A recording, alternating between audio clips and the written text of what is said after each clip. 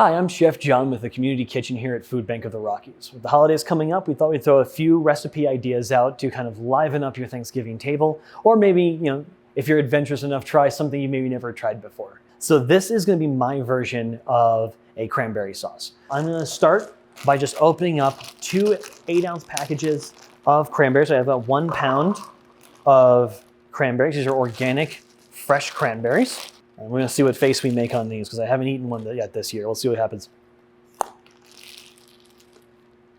Yep, that's exactly what I remember. I also add dark cherries to mine. So we always want to add sugar to cranberries. We know the cranberries are sour. They're a little tough to eat straight. Instead of adding just straight cane sugar and water to make cranberry sauce, I like adding something else. So I do add sour cherries. They kind of match the sour, but in a nice softer way. It also adds a lot of that deep red color that I love. I'm gonna put a bunch of sugar on top. Now the sugar's gonna sit, and I'm not gonna add any liquid yet. The cherries are gonna release a lot of liquid. They already released some from being frozen. The cranberries are gonna release liquid as well. They do have little air pockets, but there is still a lot of juice in there. So when I add this to the heat, I'm gonna be cooking and stirring this and breaking those up as best I possibly can. Now, I have dried basil. I can use fresh, but I find that dried is gonna add a little bit better flavor. I like having dried herbs. So I'm gonna get this on the heat and I'll be right back. I just started cooking this and you can already start seeing the water on the bottom of this pan. If we get in real close, you can see how much liquid's coming out of here. And I haven't added anything to it. That is just the fruit breaking down and releasing its liquid. I was gonna be down on medium high. If I start seeing it boiling too much and going too aggressive, I can drop it to medium low.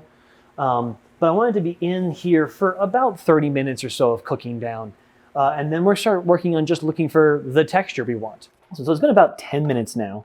And as you can look in the pan, we start seeing this texture that we're looking for. It's starting to get a little jellied. I still have not added any water. I've turned my heat down to low though, as low as fire gets. But I have a few that haven't popped yet. So all I'm really doing is I'm just pushing them against the side. So I'm probably gonna add about a quarter cup of water to this, and then leave it on low and let that just simmer for a few more minutes just to really let those flavors come together, the cherries and the cranberries to get mixed better. But you can see how deep this color is. All right, so it's been about 25 minutes for me. We are at a really nice texture. And from here, we can start seeing that we have it broken up. We still have some chunks of the fruit in there, but we're kind of thick. We had the texture we want. The back of the spoon is coated. This is always what I'm looking for. So this is the back of the spoon that's coated. And if I take a line and I draw across it, it's not gonna move anywhere at all. So that's what I'm looking for. So now that I have this part done, I have only 2 more things to add. I'm gonna add a little bit more basil. I know my little seems like a lot, but it is just a little. And then the other most important ingredient, I'm gonna add some salt. I got kosher salt. I'm gonna add a pinch of kosher salt in.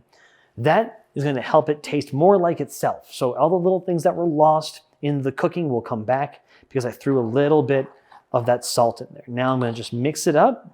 As it cools, it's gonna become thicker and it's gonna get closer to that spreadable texture that I want from the cranberry sauce. So here I got a little serving bowl. I'm gonna take a little bit of this, get it into my bowl here.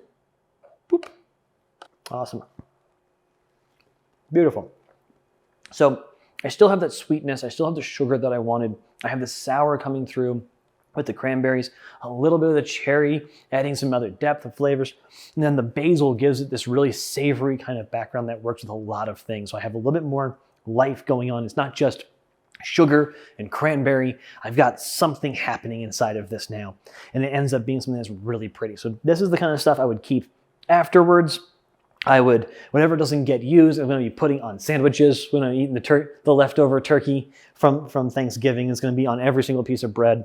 I'm going to put it on toast in the morning. It's going to get mixed into things. This is now a condiment I can keep in the fridge if I want. Hopefully you try it. Make your own versions. You saw how easy it was to make everything. Play, experiment, just taking your time. You know, things going slow, boiling a little bit. This is a great place to experiment and play with flavors when you're in Thanksgiving. Thank you so much for joining me.